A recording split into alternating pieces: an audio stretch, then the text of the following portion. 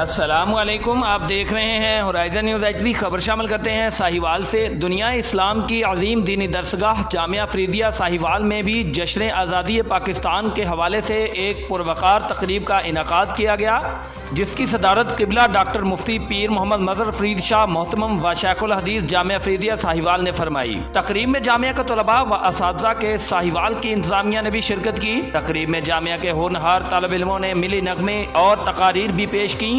तकरीब में खसूसी खिताब साहिबजादा क़िबला डॉक्टर मुफ्ती पीर मोहम्मद मज़हर फरीद शाह मोहतमम व शेखुल हदीस जामिया फरीदिया साहिवाल ने फरमाया। खिताब करते हुए आपने फरमाया, अपना हर अमल कलमा तय्यबा के मुताबिक ढालना ही हकीकी आज़ादी है। तकरीब के इख्तिताम पर कौमी तराना पेश किया गया और मुल्क कौम की सलामती के लिए दुआ भी की गई। Report Hafiz Mohammad Taqir Ahsan, city reporter Sahiwal, Horizon News HD, Pakistan.